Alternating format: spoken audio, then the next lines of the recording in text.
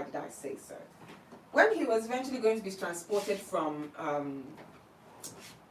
was that Abia State? Yes. To Abuja, when he was going to be transferred to Abuja for the trial or, and the investigation process and everything. You move a frigging criminal in a police car. That's where he's supposed to stay. Handcuffed. He was supposed to be in chains. Alright? But no.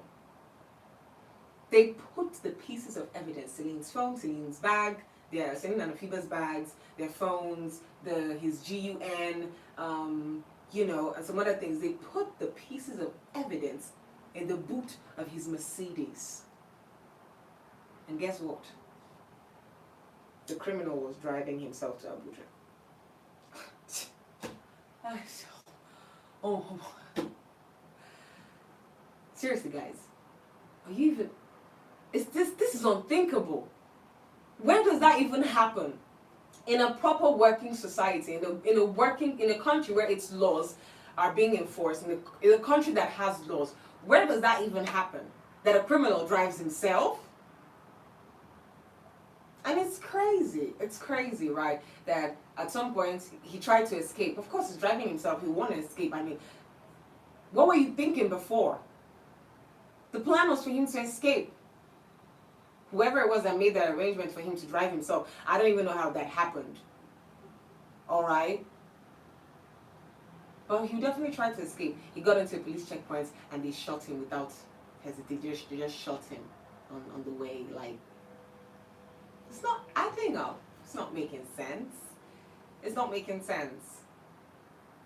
A lot of people are of the opinion that the dead body that was seen and the supposed corpse of Mr. Andrew, a lot of people are of the opinion that that is not him. It doesn't exactly look like him. I mean, it wasn't decomposing because if he had decomposed to a bad extent, then we can say, oh, we can't make out this face. But the body was still fresh, and people are like, oh, no, that's not what he looks like. That's not really what he looks like. People are not really sure if that's him or a body double. What do you guys think? Do you think he's really dead?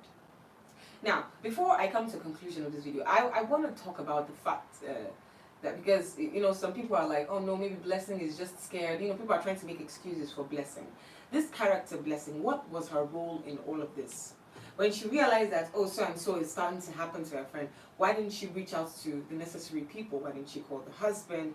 Why didn't she call the police? Or why didn't she just do anything? Instead, she packed her things and she left for Abuja. Now, the information that she is in Abuja is everywhere. But the police isn't making a move. They still haven't gone to investigate her or whatnot. And Mr. Ben is in the UK giving us different version of what his friend is capable of doing and what his friend is not capable of doing.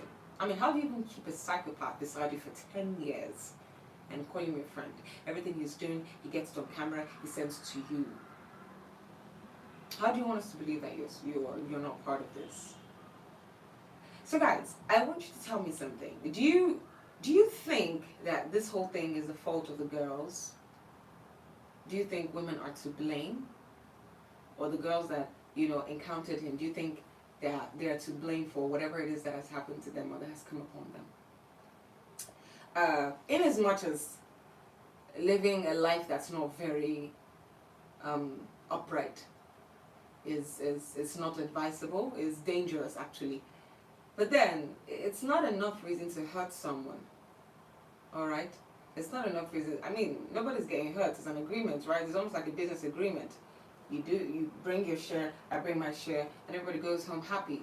They're not the first to go into that kind of business. A lot of people all over the world, a lot of girls all over the world are doing the HOOK business. Right? They're doing it.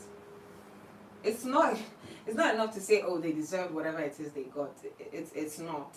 It's not a yardstick to hurt a human being.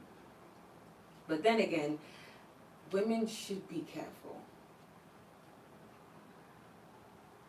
This thing that happened with Mr. Andrew, this is not the first time something like this is happening in Nigeria or in any other part of the world. We've heard stories from the beginning of time.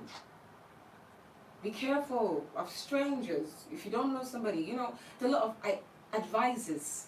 A lot of things have happened that should have made people be more cautious when dealing with people you don't know. Alright? You don't just agree to go to a man's house. The hotel was fine. They would have been safe there, trust me. And they got to the hotel. It would have been safe in that hotel environment. At least they know the address of that place. But he came with his car and was like, oh, let's go to my house. And you willingly entered his car. But you don't know this place. You're new to this environment. How do you follow somebody to their house?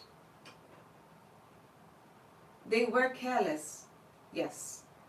But it was not enough to hurt them or to do anything bad or nasty to them. So now, what do you guys think? Who do you think should be blamed, or who do you think should be held accountable for all of this mess? The Nigerian police? The government? Ben? Blessing? Or the girls? What do you think? I mean, it's a really rough one, and a lot of people have been affected by this. But do you think this whole madness could have been stopped? Personally, I feel if Ben had spoken up as at the time Andrew was in the UK, if he had helped the police, the UK police, to accost him, knowing how thorough most of these foreign countries are, knowing how thorough most of these countries are, if they had captured Andrew in the UK, if they had arrested him and discovered that, oh, it's like this guy is having mental problem, I believe you me, they would have sent him to a mental institute or a psychiatric hospital or something. They would have locked him up there in rehab, and he wouldn't have to come down to Nigeria and make the mess he has made already.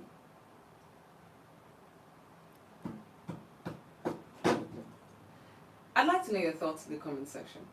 This has been one hell of a case, and we're still looking forward to more stories on this, because this is in the end. I mean, we need to at least, if the girls are dead, we need to at least see their dead bodies, all right? And more information on this particular story is still out, and we are going to follow it through till the very end. So guys, let me know your thoughts in the comment section, and of course, do not hesitate to click the like button, subscribe, and share to your friends if you enjoyed this video. I will be back with more authentic talks and stories for you. So until then, bye bye.